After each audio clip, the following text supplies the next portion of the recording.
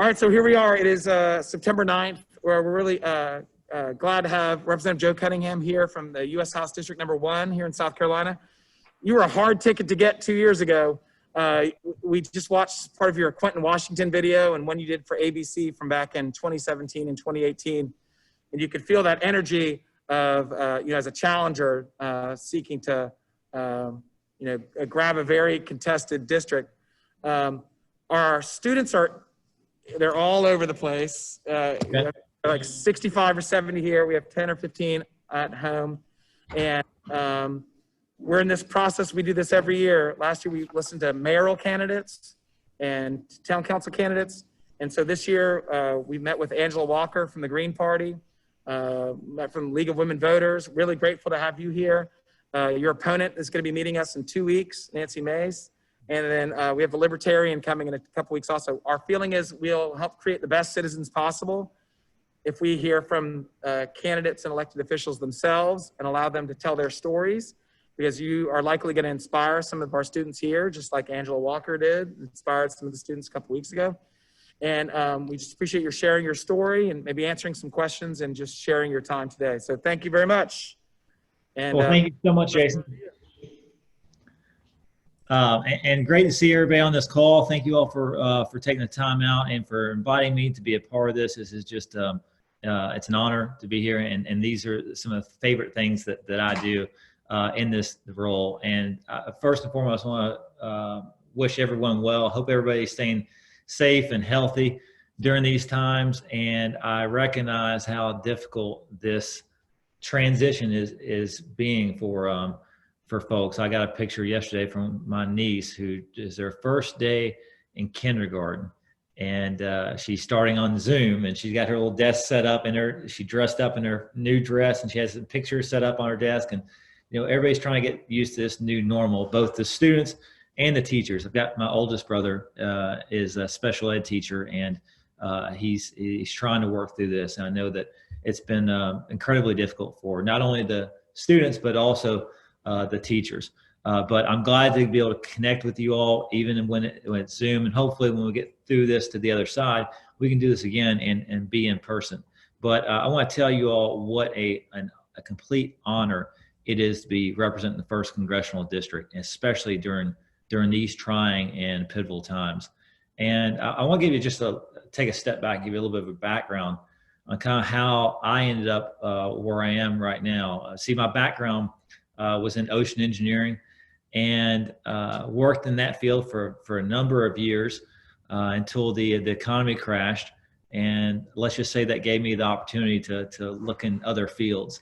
The practice of law was always very alluring to me, because I watched my dad engage in the practice of law and found that he was, he was able to help people take some of the worst days of people's lives and make them better. And I was tired as an engineer working with concrete and steel, and wanted to connect with people and help folks out on a more personal basis. And it's that aspect of service is what eventually drove me into the career I'm in now and this job, because that's what it's about, serving people. And I look back at the election back in 2016, and remember kind of where I was on that night. I remember what I was thinking. I remember the conversations I was having when President Trump was elected, and not just the administration, but just the tone and the rhetoric that had in some way just kind of been validated by these election results back in 2016. And I knew and understood that our country was a lot better than that, and was capable of so much more. And I took a look at kind of the whole surrounding political system, and acknowledged that there are people up there who've been up there for decades, and things hadn't gotten any better. In fact, things were kind of shifting in the opposite direction. And so, like many of you all who are in this program, you don't want to just sit on the sideline. You want to participate, and you want to make a active change and a significant difference. And the only way you're able to do that is to step off the sideline and into the arena And I want to commend everyone who's part of this program and engaging in this and recognizing how important our government is and our political system, and why it's critically important that we elect people with strong values and who stand with the people and not, corporations or PACs or special interests. Because at the end of the day, it's about serving your constituents. That's it. So I decided after the 2016 election that I didn't want to stay on the sideline. I want to get involved, and I want to be involved on the federal level. So I reached out to a number of colleagues and friends and talked about, how to mount a challenger race against the incumbent, who is Congressman Mark Sanford. And a lot of people looked at me like I was crazy, being an attorney with no name identification and no resources and no money, but just equipped with a strong desire to make the country a lot better. And that I set off in what was going to be just one of the most challenging but rewarding journeys that I've ever been on before. So we put together a team. We announced our run for Congress, and the day after I announced my run for Congress, we woke up the next morning and my wife found out she was pregnant that next day. So that kind of sets the tone for how the rest of the race would unfold, and also added a lot more gas in my tank as to just the motivation and the desire to make the world better, not just for myself or my wife, but for my son, for future generations that are going to come behind me. And we ran a strong campaign based upon the values that we hold near and dear, that government should work for the people, that the playing field should be level for all people, that everyone is created equal, and recognizing that it's important that we protect all the beautiful things we have here in the Low Country, our natural resources, our environment, so that future generations can enjoy them. And so we ran a very long shot of a campaign. Not many people gave us the time of day in the beginning. Later on, during the race, folks became more and more interested, especially after Congressman Mark Sanford lost in his primary, and some people started paying attention. But even on election night, we were given just a 9% chance at winning, and it ended up being one of probably the top two most exciting upsets in the entire country. And I get into kind of why the deck was stacked against us. And I want to talk briefly about gerrymandering and how this practice is used to tilt the tables. And gerrymandering is when politicians will draw their district boundaries to favor one side or another. And Democrats and Republicans both engage in this, and it's wrong on both accounts. So the congressional districts in South Carolina, there's 7 of them. All of them have been drawn in a way that packs as many Democrats in one district and then makes the other 6 safely Republican. And so the 1st congressional district, for example, has 5 parts of 5 different counties. And even downtown is cut up down Calhoun Street. And it's done so in a way to favor a Republican Party. But when you have a system like that, what it does is it creates a race where somebody wins a primary election, they automatically have a pass through the general election. And they have no incentives to reach across the aisle or to gain bipartisan support. And so that was how the deck was stacked against us, and that was what we're up against. But we came out with like I said, a strong message about protecting our environment for future generations, and a large part of that included banning offshore drilling once and for all. And I was very proud that when I got to Congress, one of the very first things that I did was introduce a bill that banned offshore drilling, and it sailed through the Natural Resources Committee and passed through the House with bipartisan support. Now we're still waiting on the Senate to pick it up, but it was one of the bigger achievements I've had up there on the environmental side. We've also had another bill, the Great American Outdoors Act, which protects our green spaces and our parks.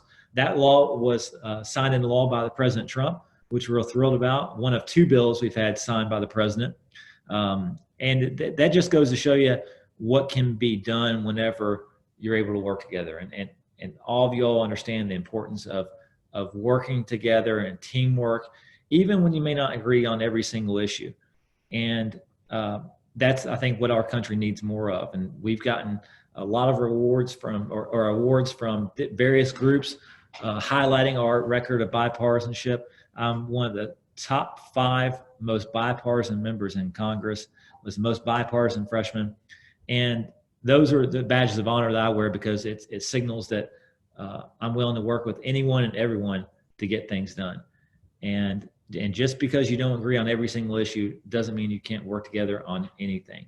So when we come together, when we're able to reach across the aisle, we can achieve remarkable things. For instance, during this pandemic, we passed the CARES Act, which was bipartisan, and it created a lot of money for robust testing and tracing for this virus, as well as help for small businesses and loans, stimulus checks, and so forth. So it is just a huge shot in the arm in what was just a very, very weak economy as a result of this pandemic. So that was passed recently. We're still working on another stimulus package, but I think the overall tone in Washington, D.C.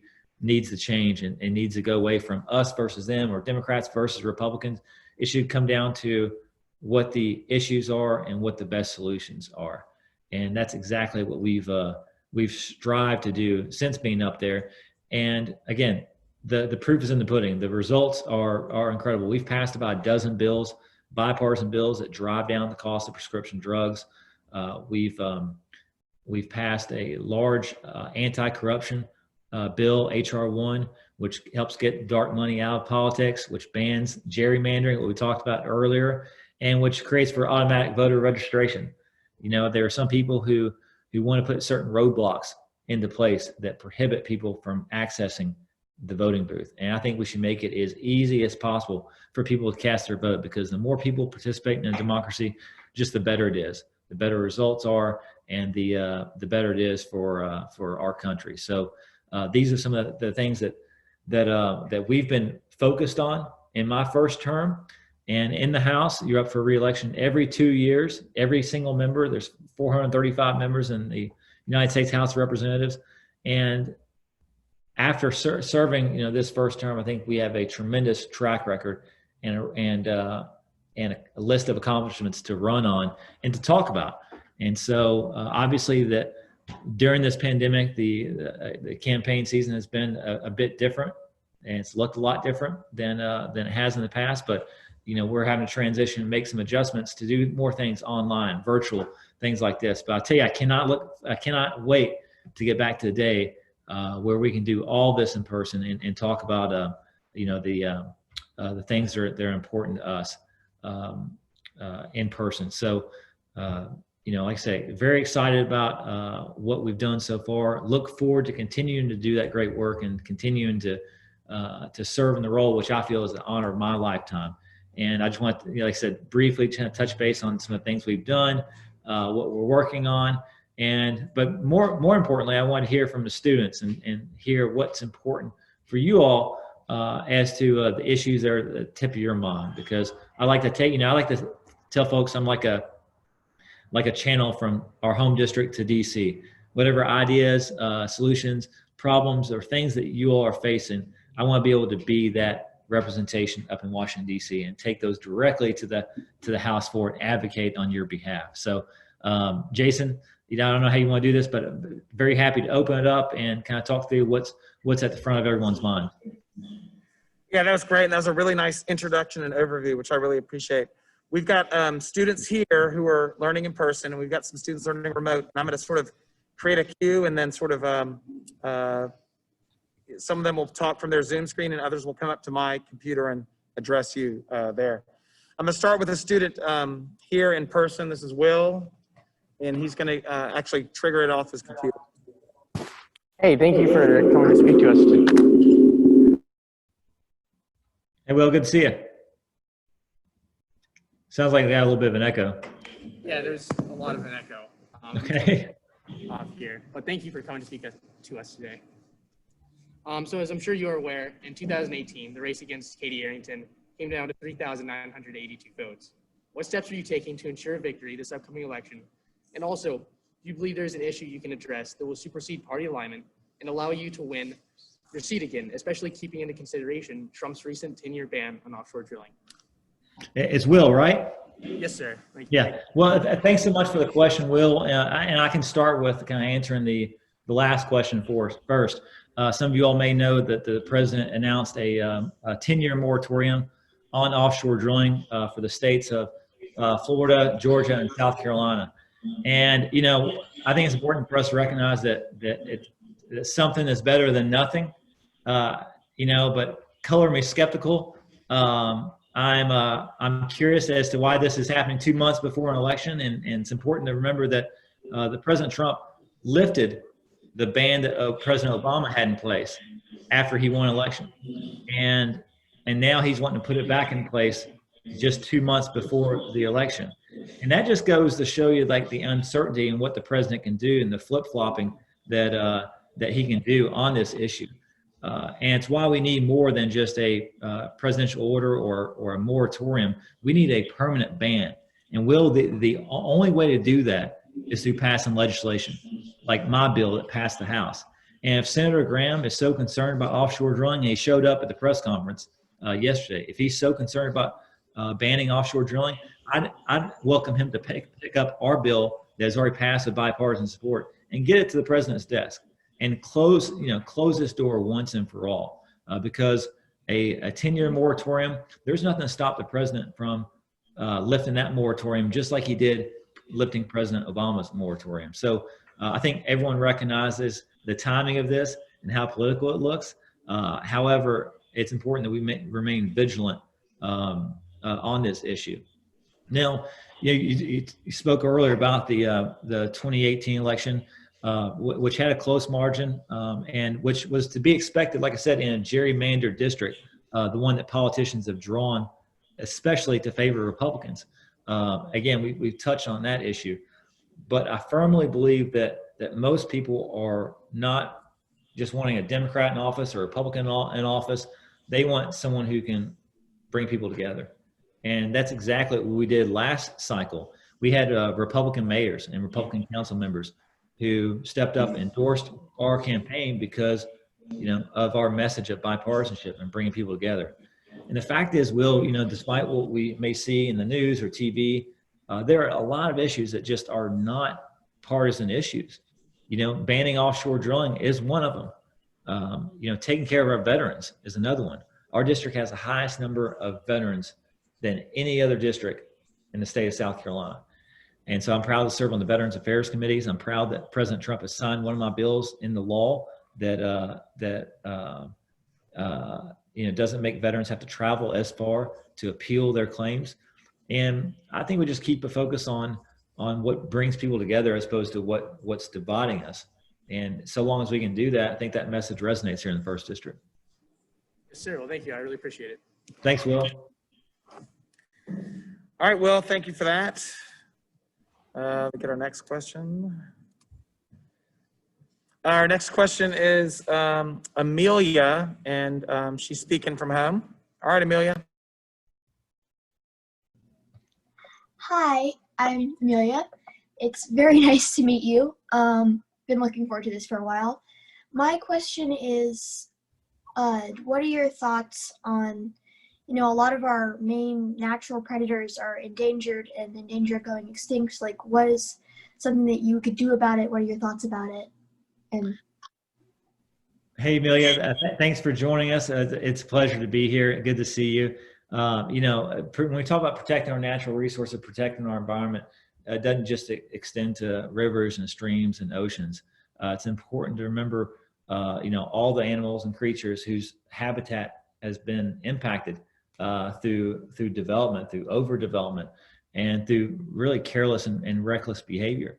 And it's important that, we have regulatory guidelines in place, whether it be through, wildlife or EPA or other entities that study what impacts are made to animals and their environment and what the threats are, and then what can be done about it. And those lists of endangered species are routinely reviewed by counting and by studying populations, and extends not just on land, but also for fish count and fish stocks. And I know that's something incredibly important to folks here in the Low Country who go out fishing either recreational or professionally. But number one is to assess what threats there are to the environment and to our wildlife. And then secondly, after assessing that and studying it, what can we do about it? Because the truth is, Amelia, is that the threats to our environment and our wildlife aren't just man-made. There's all other kinds of threats as well, and they're not just directly man-made. Climate change is occurring right now because of human impact, and that climate change is having an impact on our rising sea levels, our rising ocean temperatures, which is in turn impacting wildlife and fish populations. So we need to just carefully consider all the things we're doing that negatively impact the environment and wildlife habitat, and then make sure that our regulatory agencies are fully funded and fully equipped and ready to deal with this. Now, this administration has cut a lot of regulatory guidelines that were put in place specifically to protect wildlife habitat, so they'd be around for you and your classmates. I think we need an administration that can show a strong record of protecting wildlife habitat, so it's available for future generations like you to enjoy. It's a great question, though, Amelia. Thank you so much. Of course.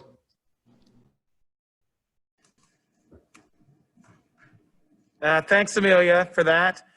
Here's what I'm gonna do. Clay, I've got you as next, but your connection was a little off. Can you chat your question? And I'm gonna come to you in just a second. And I'm gonna go to Ben. All right, so Ben, you're up. Clay's gonna work on his. All right, thank you so much for coming. And so you promised to only serve 3 terms in your current position, but do you plan to run for a higher position, such as senator, after those 3 terms? Right now, Ben, I'm solely focused on the work that I'm doing in the House. I have no idea what the future ahead looks like, and really to be candid, my sole focus is just doing the job that I was elected to do, and I'm not going to get distracted by other potential opportunities or things like that. I've never ran for office before this race, Ben. And, if you had told me 5 years ago that I would be a sitting congressman, I'd call you crazy. But the truth is, I got into this to make the most impact to the people and the neighbors that I live with, and my family and friends and the constituents of the 1st Congressional District. And that's what I'm doing right now is serving them in the public arena. And that's where all my heart and energy is right now. And I can't tell you exactly what's to come in the future. But the one thing I can tell you about the future is that I want to continue serving in the House for the foreseeable future and make the best positive impact I can for our neighbors here in South Carolina. Thank you. Thank you, Ben. Thanks, Ben. Appreciate it. All right, Audrey, you're up, and then I'm gonna go to Clay.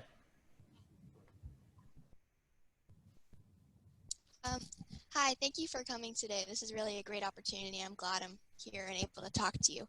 But I want to know, since there's a lot of new voters that just turned 18 and they have a lot of interest in changing things in their states and changing things in their country as a whole, what do you plan to do to engage those voters? Yeah, Audrey, it's a great question. And, as I was saying earlier, we need as many people participating in our democracy as possible.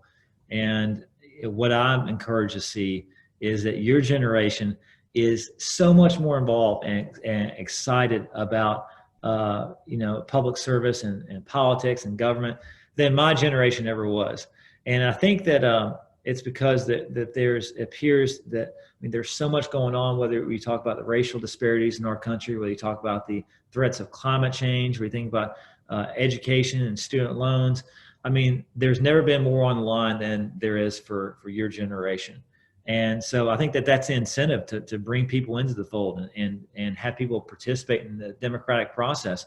And that excites me to see, look around all the faces on the phone, and Audrey, to have such a great question for you. I can tell you that our campaign has been actively reaching out, recruiting, and hiring folks who want to volunteer on our campaign and also reach more voters and more constituents, and just talking about the importance of this upcoming election, because we always say that this election is the most critical one in our country's history, but I feel like we're at a watershed moment right now, and with so much unrest in our country going on, that we have to get this right, and we have to put in place leaders that we can trust on the issues, leaders who will be transparent with the American people, and that who want to make a significant and positive change for the future generations. I can tell you that we're doing a lot on social media and reaching out to younger people through schools or elsewhere.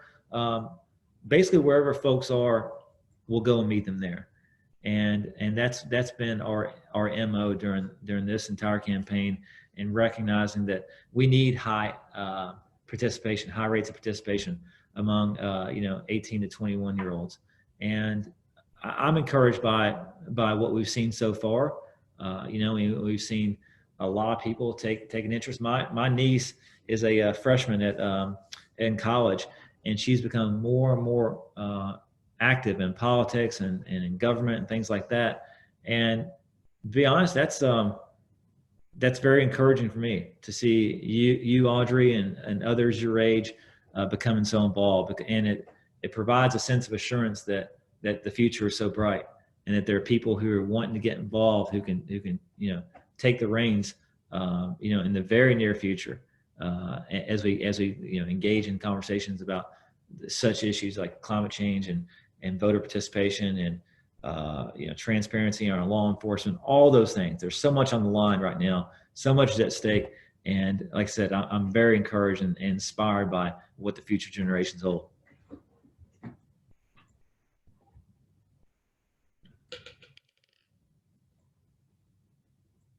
Thanks, Audrey, for the question. Thanks, Audrey.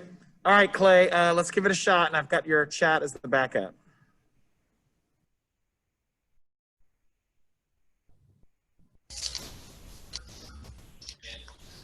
Hi, thank you for doing this with us. I would like to know if your opinions on coronavirus precautions have changed between before you've had it and after you've had it. If so, do you have any ideas for extra precautions that you think would help with the fight against coronavirus? Hey, thanks, Clay, for that question. I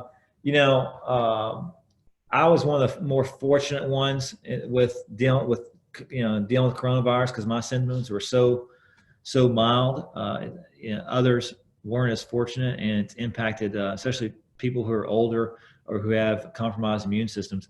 It impacts every single person different, and there's a variety of different symptoms people get. So, but I was on the more fortunate side. I can tell you that I found out that I had been exposed to the house doctor, and the house doctor was reaching out to other members who had come into contact with Congressman Ben McAdams, who's, I think, the second person in Congress to get it. And so by being contacted by the house doctor and instructed to quarantine myself, which I did, that's called contact tracing. And it shows you the importance of contact tracing and how that can help contain the spread of it. Because if I hadn't been contacted, if other people aren't contacted and told that they've been exposed to it, then you can see the multiplier effect it can have. There's a lot of measures that we need to have in place, including contact tracing, but also rapid and robust testing as well. And I think that these discussions, when led by science and facts, are a lot more impactful. We called on the governor to issue a stay-at-home order much earlier than he did. We called on him to issue a statewide mandatory mask requirement, and we were wanting to be vocal on this and lead on this issue because it's the right thing to do, but also it's important to get ahead of this virus. As we learn more and more about it, we're trying to combat it on different levels, all different levels. But my recommendations, my instructions, my opinions have always been led by science and by facts. And I think we need to listen to the experts. I mean, there are some people who have attacked Dr. Fauci and called him a liar. I don't think that politicizing this virus does anyone any good. It just goes to show you how partisan things have become in Washington, D.C. in our political system. When you have something like a virus that people are attempting to politicize and making a partisan tone. So, we have been and will continue to lead this discussion with facts and science and objective data. And, as our understanding of this virus progresses, so will, the opinions and the treatment and testing and so forth. But I don't think it's constructive to have a negative political tone or to try to politicize this.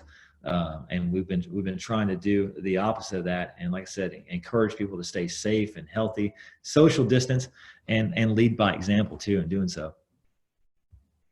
I appreciate it though, Clay. Thank you. Thanks, Clay. All right, Reagan, you're up with your question now.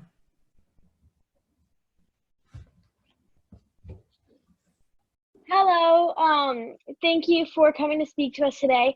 And so obviously you're against offshore drilling, but how important would you say the environment is in your campaign and in your political beliefs? Yeah, it's at the heart of it, Reagan. It's a good question. And here in the Low Country, I think that it's just part of our DNA. It's who we are. Do you go to the beach or swimming, or do you enjoy the outdoors? Then you understand how important it is for your weekends or your summer activities. Just last weekend I took my son Boone to Sullivan's Island and took my dog Teddy out there because I can let him off the leash and let him run around. And we're walking up and down the beach, enjoying the early morning. And then we left there and went to my friend's house who is on the water, and he had a crab trap out there at his boat dock. And so we pull up the crab trap and, we're taking a couple of crabs out and I'm showing them to my son. He's learning all about this. His brain is just like a sponge. So he's just soaking all this stuff in. But both of those things happen within a couple hours. And there aren't many places in the world that you can experience the things that we experience on a weekly or daily basis. And we're only able to experience those things if we have those natural resources, those beaches, those waterways in good health. And it takes a lot of work to keep those in good health, and stopping offshore drilling is just one part of it. We've all seen the pictures of what happened after the spill in Deepwater Horizon, the oil washing up on beaches. So when you get right down to it, it is part of who we are as a community, as a district. But it goes so far beyond that. It's such a big part of our economy, our tourism. It's not just us who enjoy the beaches and the waterways. It's all people coming in from out of town or out of state who come here and they spend money on our restaurants, and our sightseeing and downtown and the surrounding areas. So, and it helps employ people, puts food on people's tables. There's a lot of great businesses that exist solely because of tourism and of showcasing our beauty here in the Low Country to folks coming in from out of town. So, and if that were put in jeopardy, then you're looking at people's jobs, people's livelihoods that are that would be compromised from any threat to our environment. So, there's so many, and Reagan, we could talk for days about this and everything we can do to help protect our beaches and waterways. And I'm doing what I can on the legislative end.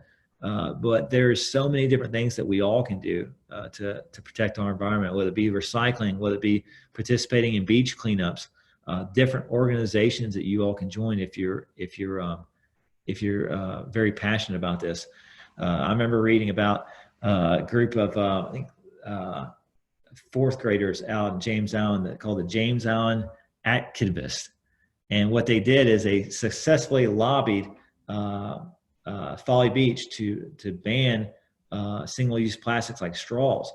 And because we've probably all seen the pictures of sea turtles with being impacted by plastic straws or plastic material. But the point is that there's something we can all do to protect our environment and to protect these beaches and waterways so that they're around for generations to come.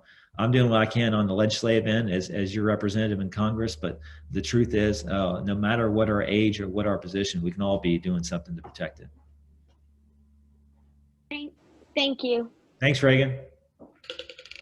Thank you, Reagan. Okay, Oliver, it's your turn. What do you got for Joe? Okay. Hi, my name is Oliver. Thank you so much for coming. Let's see.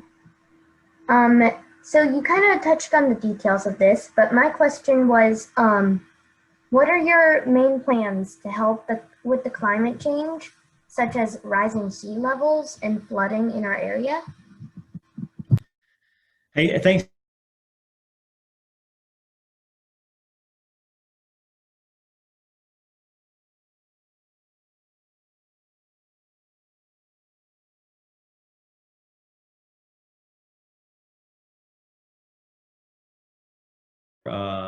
Mount Pleasant, and it's becoming more and more apparent and more frequent.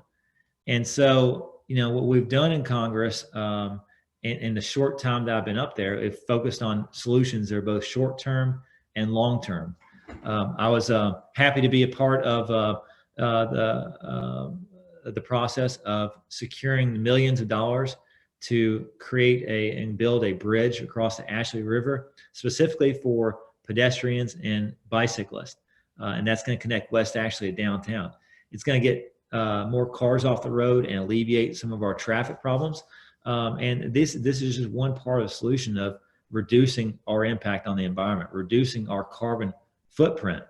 And, scientists agree that climate change is happening, and it's because of man-made impacts. And so we need to be looking at how we can lessen our carbon footprint. And this goes back to what I was saying earlier. Each and every one of us has a role to play and can play a role in reducing that footprint. Again, that bridge, which will, allow pedestrians easier access to downtown, will make an impact there. And so making sure that our infrastructure is in a good spot that lessens the carbon footprint and handles the stormwater, the rainwater, everything that comes with the changing climate. But also, Oliver, we need to be thinking long-term, about solutions that will need to continue to be implemented when you're much older, and for, your children and your grandchildren. Because the fact is, we didn't get into this overnight. This didn't just happen, over the last couple of years. This is something that's been building for quite some time. And so we need to be thinking about this in long-term solutions. That goes back to reducing our carbon footprint by making the transition from, dirty energy resources to more clean, renewable energy resources. And, I talk about Paris Island in our district, which is where one of the 2 military bases in the country that makes enlisted Marines. It's the only military base that makes female enlisted Marines. And Paris Island has all kinds of solar panels out there, and they're 100%, they create enough solar power to power the entire base. In fact, they create so much, they actually they can sell more power back to the energy companies. I think that's where our energy and our kind of the direction we need to be going in is to harness these natural and renewable energy resources, so that in turn it reduces our carbon footprint.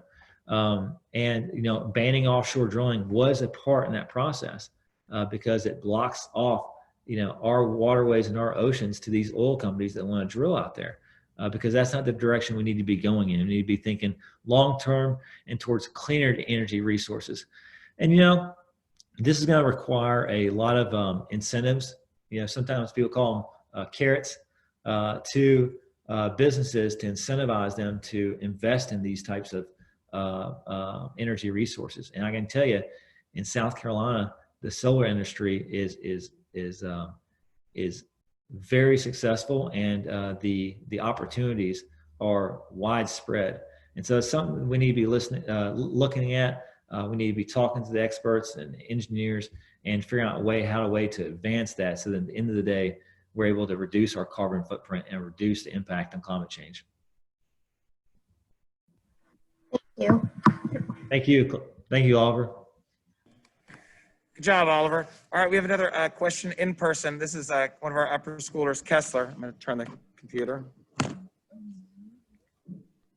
Hi, thank you so much for doing this. Hey, Kessler. So Good to I see just have a quick question. So in 2018, you were part of the blue wave that was swept into Congress as kind of a reaction to Trump's election and suburban areas reacting to that. So what will your re-election prospects be, do you think, like in a Biden administration versus a second Trump term? And what about your agenda to getting things done? Like if the Senate is flipped or if you have a Democratic president or like a hostile Republican president, what are your thoughts on like re-election in your agenda? Yeah, well, Kessler, thanks for that question. Bring that up. Obviously, things are going to change after 2020 with different elections and different seats flipping. But our message has kind of been the same, Kessler. Like we're willing to work with anyone and everyone to get things done. And you look at in a divided Congress where the Democrats control the House and Republicans control the Senate, we've still had 2 of our bills signed into law this session, which is, if you think about it, that's more bills signed into law than any other member of South Carolina's legislative body besides Senator Graham and Congressman Clyburn, who have both been up there for decades. And so in our first term, we were able to get more bills signed into law in a divided Congress. But at the end of the day, I think that people just want representatives and senators who can work together no matter what. Obviously, in a Biden administration, we can tackle, I think, a lot of things like reducing the cost of healthcare and getting him to sign a law that bans offshore drilling, getting fair elections put in place, getting dark money out of politics. These are a lot of the same things that Vice President Biden has spoke about on the campaign trail. And these are some of the things that people want to see put into action. So at the end of the day, though, Kessler, we're excited to be up there representing the 1st District and proud to be up there and willing to work with anyone, everyone to get things done. Thank you so much. Thanks, Kessler.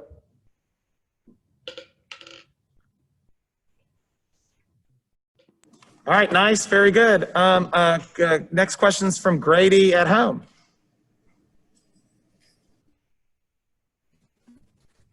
Thanks for being with us today. My question is, what is your view on immigration?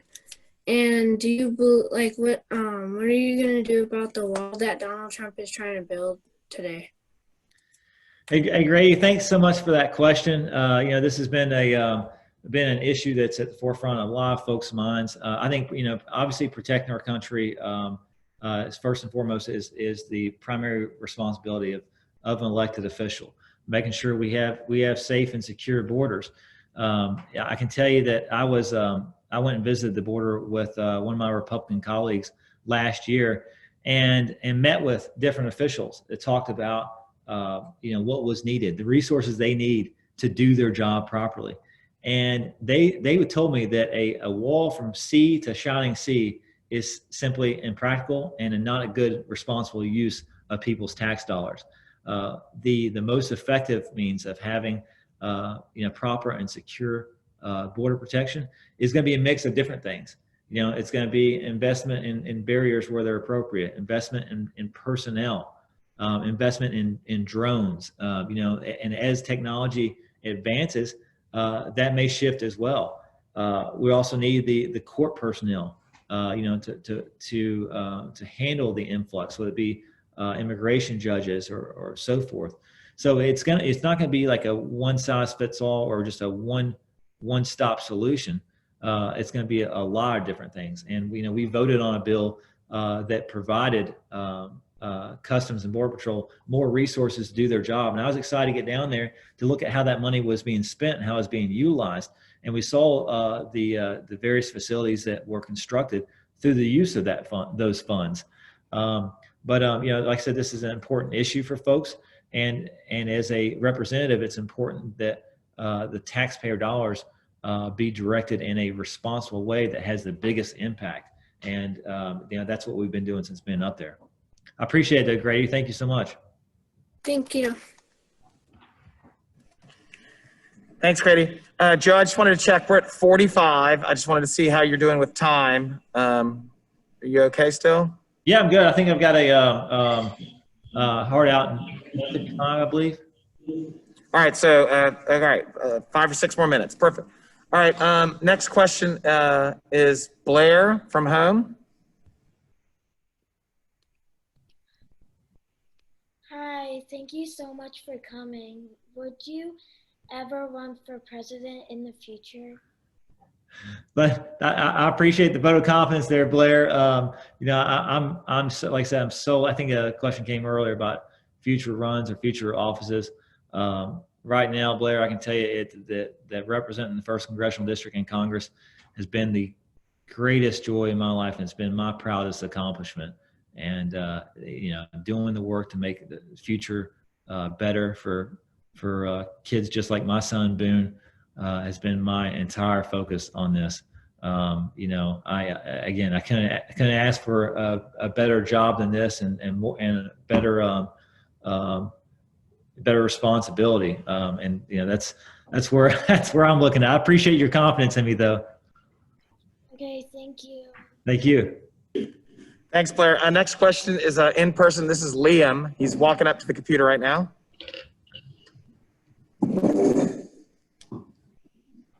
Hi, thank you for being here. My question was, since Trump passed the bill to ban offshore drilling, what is going to be your next project to get more votes? Hey, Liam, thanks for that question.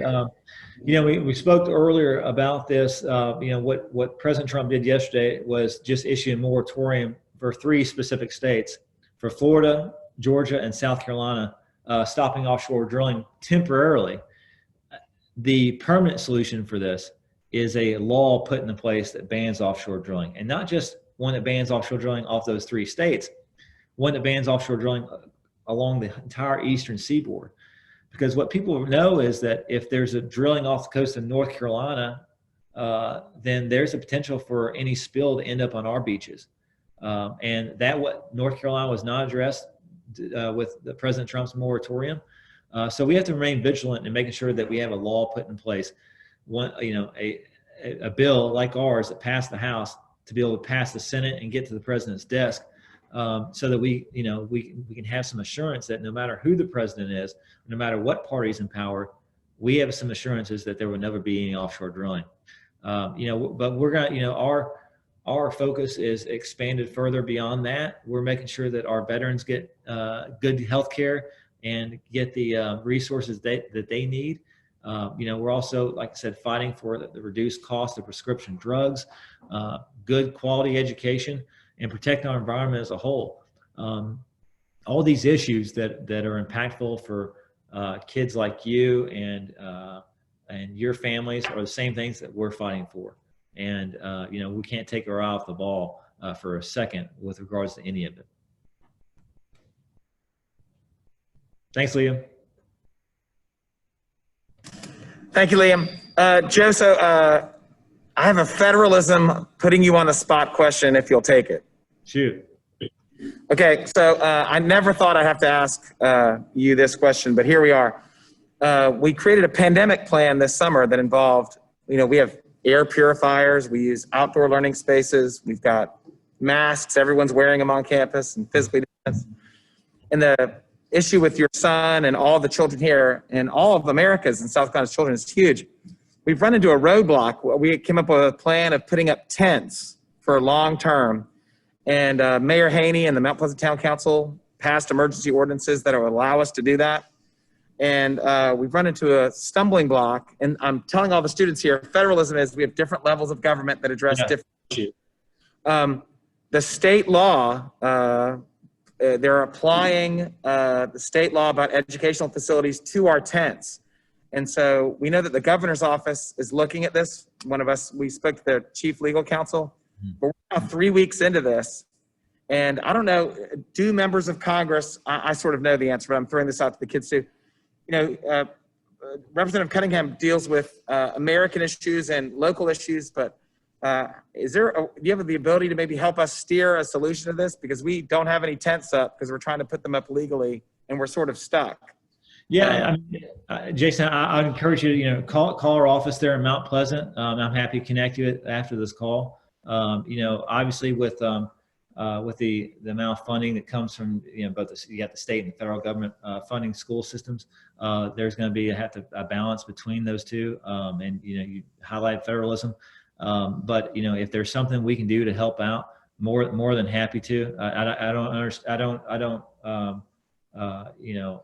haven't gotten all the details on kind of exactly which laws and which regulations that are they're being discussed, but I'm more than happy to discuss, like I said, try to address a solution. And our office helps out on a lot of issues. That would be local, but as you said, mainly a lot of federal issues and federal agencies that people may run into, whether it be the IRS, passports, Social Security, those types of things. But we do get every single question and every single issue, and that's a great part of the job, is that every single day there's something new that needs to be addressed, and you're trying to figure out a way to make things better or to fix a problem. But you be able to utilize the federal resources at your disposal to help the people back home. So happy, connect you with our staff and try to get an answer to that problem here soon.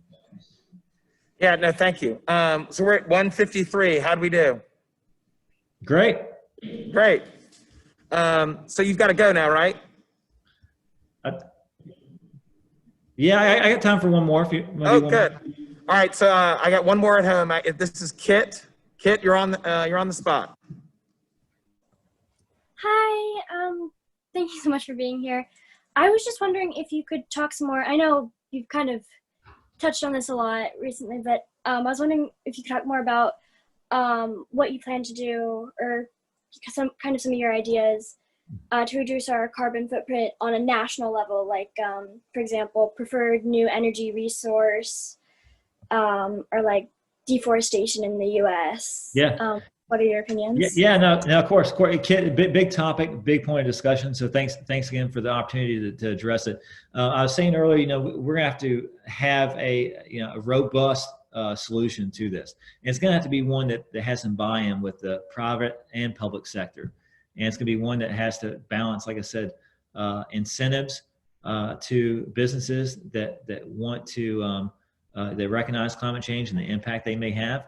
But also, it's also going to be a mix of incentives for the good actors, the good businesses, and penalties for the bad actors. That no single business in our country should be polluting our rivers, streams, and air, and then turning around and making a profit on that.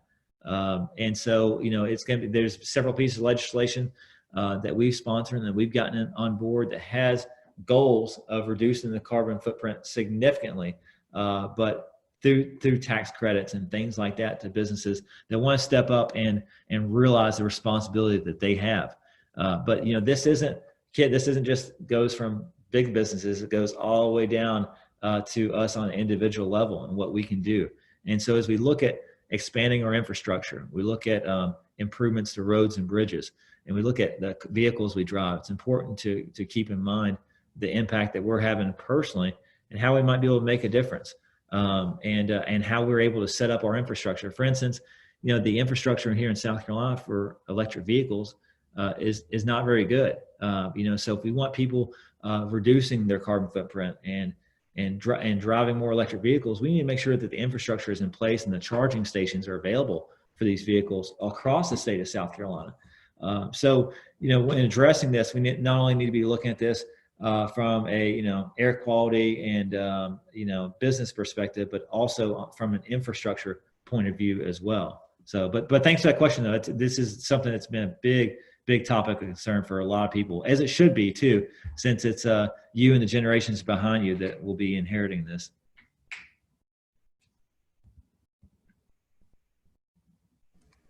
Well, Joe, we did it. This was really great. We appreciate you sharing your time and answering our questions, both for our students here and at home. And so I think what we're going to do is our kids are going to probably turn on their videos and wave goodbye to you. And we'll say goodbye here. And again, this means a lot, allowing kids to use critical thinking skills and interact with you themselves. So thank you. Thank you so much. It has been great. I'm inspired by all of you all and your great questions. And I look forward to doing this in person here in the near future. Thank you all so much. All right, take care. We'll see you soon. See ya. Thank you. Bye. Thank you. Thank you. Thank you. Thank you. Bye. Thank you. Bye bye. Thank you. Okay.